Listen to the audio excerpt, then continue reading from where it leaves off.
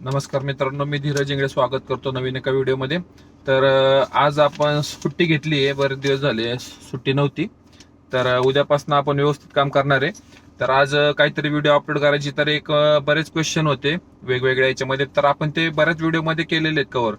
पण एखाद्या क्वेश्चनचा आन्सर पाहिजे असेल तर ते कसं काय शोधायचं. सो मी एक अशी इन्फॉर्मेशन व्हिडिओ बनवतोय. समजा क्वेश्चन आन्सर की कुणाला काय पाहिजे असेल तर ओला उबेर रिलेटेड किंवा या बिझनेस रिलेटेड, तर ते या व्हिडिओमध्ये टोटल तुम्हाला भेटून जाईल. तर मी एक एक क्वेश्चन घेतो. तर आणखी कुणाला काय क्वेश्चन असतील तर या कमेंटमध्ये तुम्ही करा. मग मी त्याचा आन्सर करतो. मला जेवढं माहिती आहे, आता ही जी माहिती मी देतोय ही मला जेवढी माहिती भेटली किंवा माझे जे एक्सपिरियन्स आहेत त्या त्या बेसिसवर मी देतो. याच्यामध्ये काही गोष्टी ऍडिशनल होऊ शकतात किंवा काही गोष्टी कमी पण होऊ शकतात. तर मी बऱ्याच गोष्टी कव्हर करण्याचा प्रयत्न करतोय. तर व्हिडिओमध्ये बघा, तुम्हाला आवडेल. तर पहिली गोष्ट लागते लायसन. तर TR लायसन या बिझनेससाठी कमर्शियल गाड्या ज्या आपण आहेत त्याच्यासाठी आवश्यक आहे. LMV TR, रिक्षाचं TR वेगळं येतं, त्याच्यापेक्षा मोठ्या गाड्यांचं हेवी ड्युटी व्हेकलचं TR लायसनचं वेगळं असतं. तर आपण आज ओला उबेर रिलेटेड बोलतोय. तर ओला उबेरच्या बाबतीत बोलायचं झालं तर LMV TR हे लायसन गरजेचं आहे. जर ओला उबेरचं तुम्हाला रजिस्ट्रेशन करायचं आहे तर आता काही महिन्यामध्ये तुम्ही LMV वर पण करू शकताय ड्राईव्ह. पण जर तुम्हाला RTOने पकडलं तर तुम्हाला फाईन वगैरे बसण्याचे चान्सेस आहेत. तर त्याच्यासाठी आपल्या सेफ्टीसाठी LMV TR लायसन काढणं गरजेचं आहे. तर ते 2-1 महिन्यामध्ये येऊन जातं. तर त्याचे काय RTO मध्ये एक्झाम असते छोटीशी, तिथं जायचं किंवा एजंट वगैरे असतील तर ते पकडून आपलं LMV TR लायसन घ्यायचं का. दुसरा डॉक्युमेंट लागते कॅबचे. कॅब अटॅच करण्यासाठी डॉक्युमेंट काय काय लागतात. तर आपल्याला पहिलं लागेल गाडीचं ओरिजिनल RC, परमिट गाडीचं, गाडीचे इन्शुरन्स, कॅबचे बोथ साईजचे फोटो, TR लायसनची कॉपी, आधार कार्ड, पॅन कार्ड आणि फिटनेस आणि PUC. एवढ्या गोष्टी ओला उबेरला डॉक्युमेंट अटॅच करण्यासाठी लागतात. आता याच्यामध्ये असं आहे की तुम्ही जर जुनी गाडी अटॅच करताय तर एवढे मी जे डॉक्युमेंट सांगितले तेवढं लागेल. आता माझ्या बाबतीत बोलायचं झालं तर मी नवीन गाडी घेऊन अटॅच केली तर याच्यामध्ये माझं फिटनेस सर्टिफिकेट नाही आलं, PUC नाही आलं, टॅक्स पावती नाही आली. कारण ते डायरेक्ट नंबर टाकल्यावर त्यांना कळतं की गाडी नवीन आहे. तर ते माझं फक्त गाडीचं टॅक्स डॉक्युमेंटेशन आणि RC पण आलं नव्हतं. माझं टॅक्स भरल्याच्या रिसिप्टवरच माझं रजिस्ट्रेशन झालं होतं, नवीन गाडी होती म्हणून. तर एवढ्या सगळे डॉक्युमेंट लागतात गाडी अटॅच करण्यासाठी. आता ओला उबेरला गाडी अटॅच करताना तीन प्रकारच्या गाड्या असतात.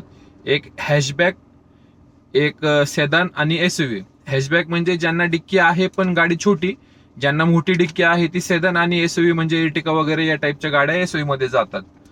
तर या 3 प्रकारच्या गाड्यांमध्ये ओला उबेरचं काम चालतं. तर माझी मारुती सेलेरिओ आहे. तर ती हॅशबॅक मध्ये मोडती. तर हा प्रकार एक त्यामध्ये ऍड होतो की हॅशबॅक मध्ये. आणि पुढचा क्वेश्चन असा आहे की मोबाईल आपला एक अँड्रॉइड मोबाईल असावा. सगळे सॉफ्टवेअर म्हणजे हे ओला उबेरचे ऍपने सपोर्ट केलं पाहिजे. 5G त्याला सपोर्ट असेल नसेल तरी चालून जाईल, फक्त नेट वगैरे व्यवस्थित पाहिजे कारण सगळं नेटवरच चालतं, लोकेशन असतं. तर ते एक पाहिजे की अँड्रॉइड मोबाईल एक लागेल तुम्हाला. आणि पुढचा क्वेश्चन घेऊया.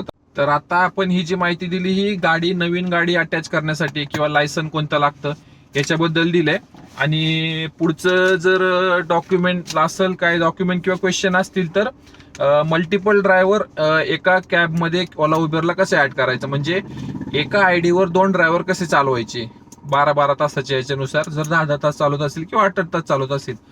तर याच्यामध्ये असं आहे की ज्याची गाडी आहे ओन मेन कॅब, त्याच्या ID वर दुसरा ड्रायव्हर अटॅच करता येतो. उबरच्या ऑफिसला जाऊन नवीन ड्रायव्हरचं डॉक्युमेंट वगैरे द्यायचे आणि आपल्या ड्रायव्हर IDच्या अंडर आणखीन एक ID अटॅच होते. म्हणजे तो ड्रायव्हर आपल्या बिहाफवर गाडी तिथं ड्राईव्ह करू शकतोय, असं होतं. तर ठीक आहे, ते एक झालं. आणि टाइम मॅनेजमेंटचा एक क्वेश्चन आहे. तर माझ्या बाबतीत तर टाइमचं झालं तर मी 1-2 महिने बघितलं की 7-8 वाजता मी निघायचो घरातून, 7-1 वाजता, आणि 3-4-5 वाजेपर्यंत काम करायचो सुरुवातीला. तर मी हे बघितलं की दुपारी 12च्या नंतर 12 ते 3-4च्या मध्ये रेट आपल्याला पाहिजे तेवढे भेटत नाहीत.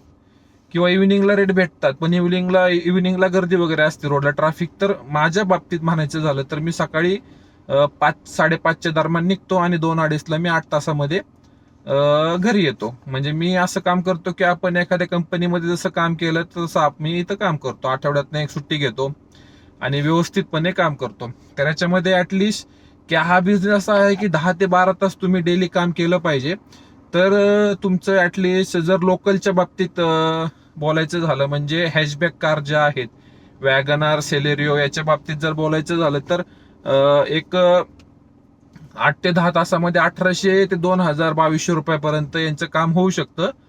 डिपेंड ऑन राईड कशा आहेत. आणि सेदान गाड्या म्हणजे स्विफ्ट आहे, झेस्ट आहेत, या अशा ज्या गाड्या, ऑरा आहे, या अशा ज्या गाड्या आहेत त्यांचं 8 ते 10 तासामध्ये 2500 ते 3000 लोकलचं काम होऊ शकतं.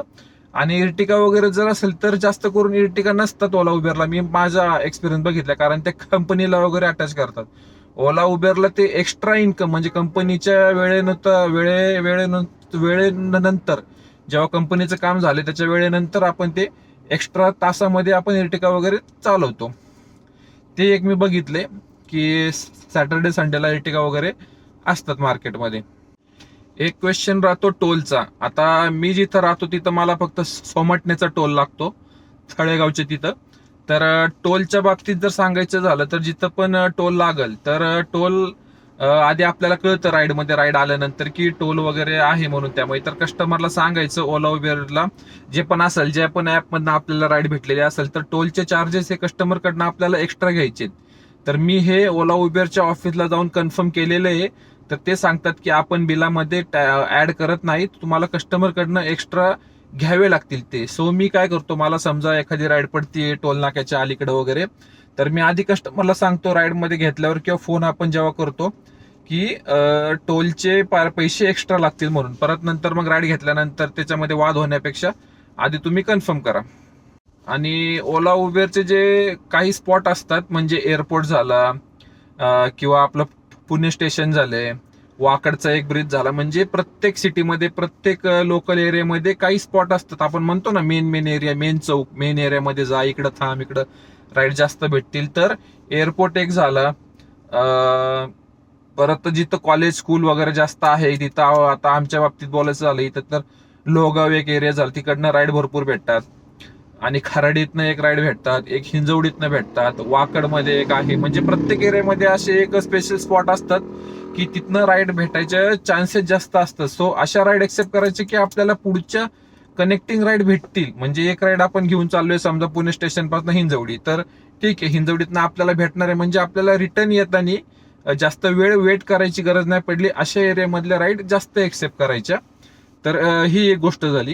आणि आणखीन प्रायव्हेट बुकिंग जर असेल तर प्रायव्हेट बुकिंगशी डील कसं करायचं, तर त्याच्यामध्ये हॅशबॅक गाड्या ज्या आहेत त्या 12 रुपये किंवा 300 किलोमीटरचं पॅकेज 3600 मध्ये, टोल आणि पार्किंगचे चार्जेस जास्त.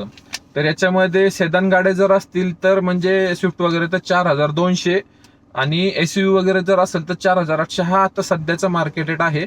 तर याच्यामध्ये एक 200-400 रुपये, 200-300 रुपये मागं पुढं पकडून चला. कुणी रेट कमी करतं, कुणी रेट देतं, कुठं बार्गेनिंग होतं, पण ऍटलिस्ट 12 रुपये, 11 रुपये, 12 रुपये आपल्याला किलोमीटरचा रेट भेटला पाहिजे जर आपण प्रायव्हेटमध्ये जातोय तर. टोल आणि पार्किंगचे चार्जेस एक्स्ट्रा याच्यामध्ये ते ऍड होत नाहीत.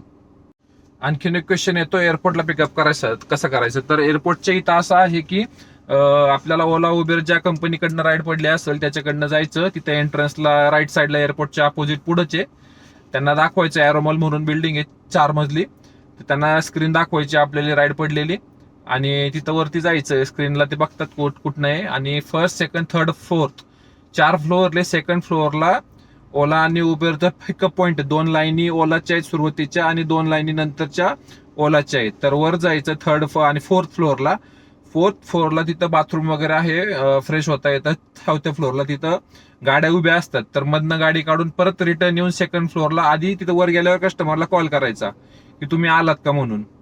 तर कस्टमर आले असतील तर आपण खाली उतरायचं, सेकंड फ्लोअरला घ्यायचं कस्टमरला, आणि बाहेर आल्यानंतर परत तिथं विचारतात की कोणत्या ऍप आहे दाखवा म्हणून. त्या ऍप दाखवायचं, राईड एक्सेप्ट केल्यानंतर ओटीपी टाकल्यानंतर मग तिथनं गेट सोडतात. आता याच्यामध्ये अशी गंमत आहे का, जर तुम्हाला राईड पडली आणि कस्टमरने राईड जर कॅन्सल केली, तुम्ही जर तिथे आरामवाला आहात, तर रिटर्न तसं यायचं नाही. एअरपोर्टच्या बाहेर 130 रुपये तुम्हाला पार्किंग पे करावं लागेल.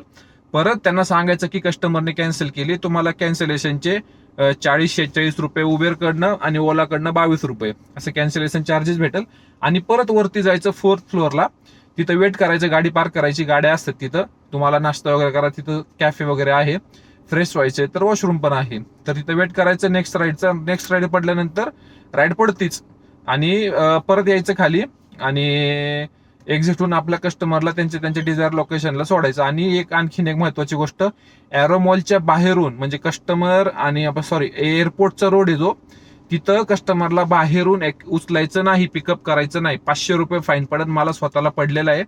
तर कस्टमर म्हणतं नाही बॅग वगैरे आहे, तुम्ही या बाहेरच घेऊ, तर बाहेरनं कधीच कस्टमरला पिकअप करायचं नाही, कारण हे तिथले सिक्युरिटीवाले नॉर्मल ड्रेसमध्ये उभे असतात, ते गाडीला येऊन जॅमर लावतात, एक जण समोर उभा राहतो, एक जण मागं उभा राहतो, आपल्याला काहीच करता येत नाही.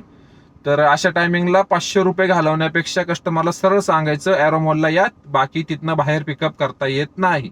राईड कॅन्सल झाली तरी चालेल, पण तिथनं बाहेरनं पिकअप करायचं नाही. आणि गाडीमध्ये राईड एक्सेप्ट केली की कस्टमरशी उगाच बडबड करत बसायचं नाही, काही जास्त बोलायचं नाही, जेवढं कस्टमर विचारेल तेवढंच बोलायचं, आपलं स्वतःहून सांगत बसायचं नाही माझं असं होतं, माझं तसं होतं. अजिबात कुणाशी जास्त बोलायचं नाही, आपल्या कामापुरतं काम ठेवायचं. कस्टमर काय आपला तासभर गाडीमध्ये असतो, लोकल जर काम करत असेल तर त्याच्यामध्ये 15-20 मिनिटात काय त्यांच्या डिझायर लोकेशन पर्यंत पोहोचत असतील तेवढं सोडायचं आणि शांत बसायचं. आपण काम करायला आलोय आहे, गप्पा मारायला आलो नाही. आता एक क्वेश्चन इन्शुरन्सच्या बाबतीत होता, जर आपला बाय चान्स समजा ऍक्सिडेंट जर झाला तर आपल्याला डॉक्युमेंट काय काय लागतात क्लेम करण्यासाठी. तर आपल्याला याच्यामध्ये गाडीचं ओरिजिनल RC, इन्शुरन्स पॉलिसी लागल, आधार कार्ड पॅन कार्ड लागल, FIR ची कॉपी लागल आणि क्लेम फॉर्म असतो विथ आपली गाडीच्या ओनरची सही, टॅक्स लागल गाडीचा, परमिट लागल, फिटनेस सर्टिफिकेट आणि ऑथरायझेशन सर्टिफिकेट लागतं.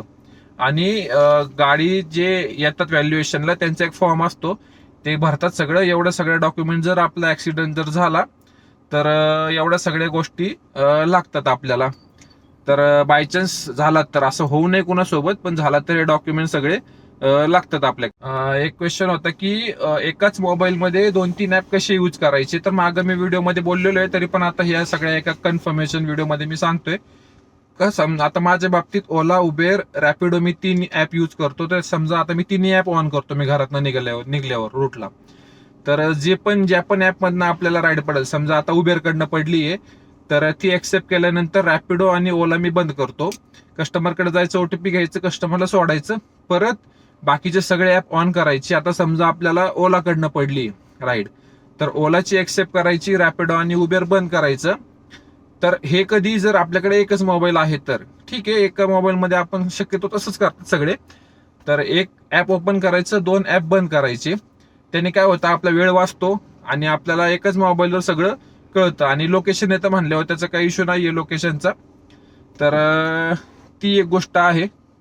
आणखी काय राहतंय, आणखीन एक अशीच का गाडीमध्ये कुणालाही स्मोक करू द्यायचं नाही. आपली गाडी CNG गाडी आहे, कस्टमर विचारतं स्मोक करू का, अजिबात नाही म्हणायचं. CNG गाडी आहे, काय झालं तर जबाबदारी माझी राहील.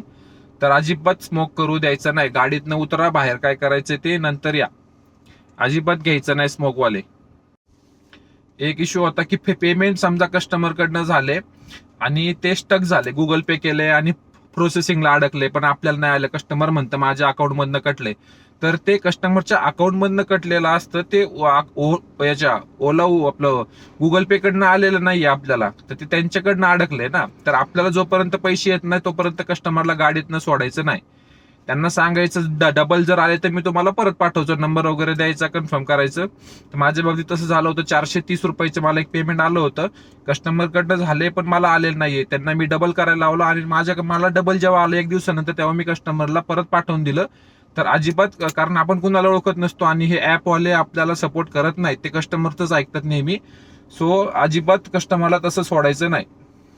तर आजच्या व्हिडिओमध्ये आपण बऱ्यापैकी क्वेश्चन केले. जर कुणाला याच्या व्यतिरिक्त काय क्वेश्चन असतील तर त्यांनी कमेंट बॉक्समध्ये कमेंट टाका, तर मी त्याचा आन्सर करेल. आणि मला पण काही माहिती समजा द्यायची असेल आणखी, तर तुम्ही मेसेज करा, म्हणजे मला समजेल की आणखीन आपल्याला नेक्स्ट व्हिडिओ बनवताना ह्या गोष्टी ऍड करायच्या राहिलेल्या आहेत आपल्या. तर ठीक आहे, भेटूया आपण आता उद्या.